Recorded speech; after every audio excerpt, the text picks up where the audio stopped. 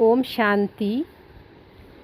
तो आज समझते हैं ओम शांति का रियल मीनिंग क्या है, यथार्थ मीनिंग क्या है।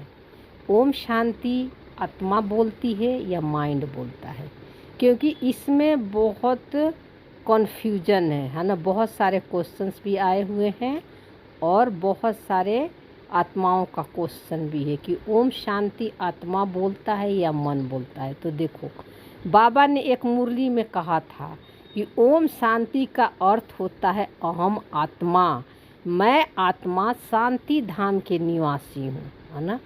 मैं आत्मा, अहम आत्मा मतलब मैं आत्मा शांति धाम की निवासी हूँ।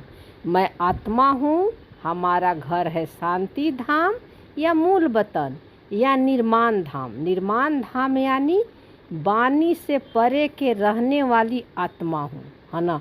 लेकिन अब यहाँ कन्फ्यूजन क्या हो रहा है कि ये कौन बोल रहा है, कौन कह रहा है। तो ये ओम शांति माइंड कह रहा है, आपका मन कह रहा है।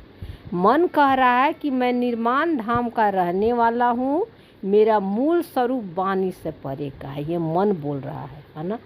क्योंकि मन किससे निकला हुआ है, मन का मूल स्वरूप क्या है। मन का मूल स्वरूप जो है साइलेंस है। कैसे साइलेंस है? क्योंकि आत्मा जो है साइलेंस है और आत्मा के अंदर ही मन है, माइंड है ना। एक छोटा सा रूप है माइंड का, ठीक है ना, जिसको हम आत्मा के सूक्ष्म शक्तियाँ कहते हैं, है ना। लेकिन जब आत्मा अपने मूल स्वरूप, यानी आत्मा तो है साइलेंस, है ना, वो कभी आवाज़ में नहीं आती है, ठीक है ना। लेकिन आत्मा जब बॉडी लेती है, यानी बॉडी से पार्ट प्ले करती है, तब वो दोनों वस्त्र पहनती है, माइंड, मन, बुद्धि, संस्कार, और जो है स्थूल में ये बॉडी को भी पहनती है। लेकिन शुरू में, है ना, जैसे सतयुग त्रेता में आप मान लीजिए, सतयुग त्रेता में क्या है, मन जो है सत्व प्रधान पार्ट प्ले करता है, सत्व प्रधानता वाली पार्ट प्ले करता है, क्योंकि ड्रामा में वही रिकॉर्डिंग है ना। क्योंकि उस टाइम मन जो है साइलेंस है। जब मन साइलेंस होता है तो सत्व प्रधान वाली पार्ट खुलती है ना। परमात्मा वाली संस्कार से आत्मा जो है, माइंड जो है पार्ट प्ले करता है ना। और आत्मा और परमात्मा दोनों का नेचर एक ही है, दोनों की गुण और शक्तियाँ एक ही है, दोनों का मूल नेचर भी एक ही है ना। लेकिन ये सारे रिकॉर्डिंग ड्रामा के कहाँ है, मन में है। तो जब मन भी साइलेंस हो जाता है, आत्मा के मूल स्वरूप जैसा हो जाता है, यानी आत्मा की तरह बन जाता है, आत्मा और माइंड में कोई फर्क नहीं होता है ना। तब माइंड ही, यानी मन ही, जिसको आप निराकारी मन कह लो, है ना। तो वही मन जो है, क्या बोलते हैं वहाँ पे, सतयुग में सत्व प्रधानता वाली उसकी पार्ट शुरू हो जाती है, सातों गुणों से भरपूर सत्य की दुनिया, है ना।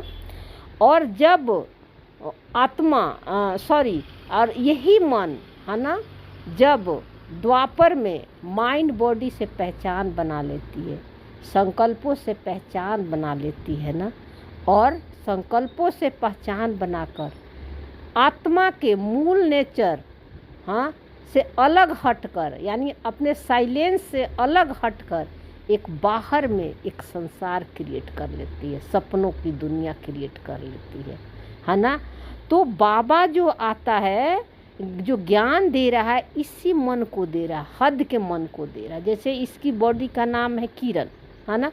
तो किरण का जो माइंड है, हद की जो माइंड है, बाबा इसको आत्मा कह रहा है ना। इसी को बाबा ज्ञान दे रहा है, तुम पुण्य आत्मा हो, तुम पाप आत्मा हो, तुमको यहाँ जाना है, तुमको पलकों पे बैठा के ले जा। क्योंकि बाबा पाठ को नहीं देखता है, बाबा सत्य को ही देखता है, सत्य पर ही लाइट शाइन करता है। तो बाबा आत्मा को ही देखता है, और आत्मा बाबा इसी मन को कहता है। लेकिन चूँकि मन संसार में फंसा हुआ है ना, माइंड बॉडी में फंसा हुआ है, ठीक है ना। इसलिए हम क्या किए हैं अभी कि अपने को मन से अलग कर लिए, अपने मूल स्वरूप में स्थित हो गए। मेरा मूल स्वरूप क्या है, आत्मा का साइलेंस, है ना, परमात्मा समान, है ना। अब आत्मा साइलेंस में है ना, परमात्मा के साथ कंबाइंड है ना।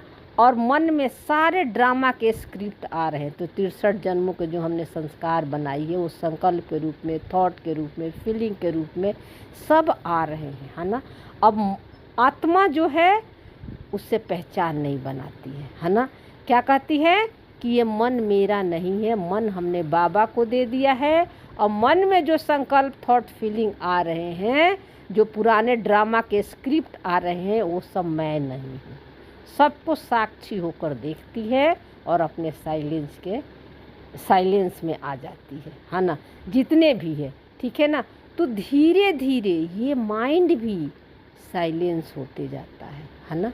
और धीरे धीरे जब ये माइंड साइलेंस में आ जाएगा, अपने मूल स्वरूप में आ जाएगा, है ना, तो 1 सेकंड की, है ना, वो क्या करेगा, वो निराकारी मन जो है वो परमात्मा को अनुभव करेगा। वही मन, ठीक है ना, परमात्मा को अनुभूति होगी 1 सेकंड में। वहाँ डिफरेंस नहीं होगा कि मैं अलग और परमात्मा अलग, दोनों एक समान की अनुभव होगी। जो बाबा बोलता है ना, 1 सेकंड में जीवन मुक्ति।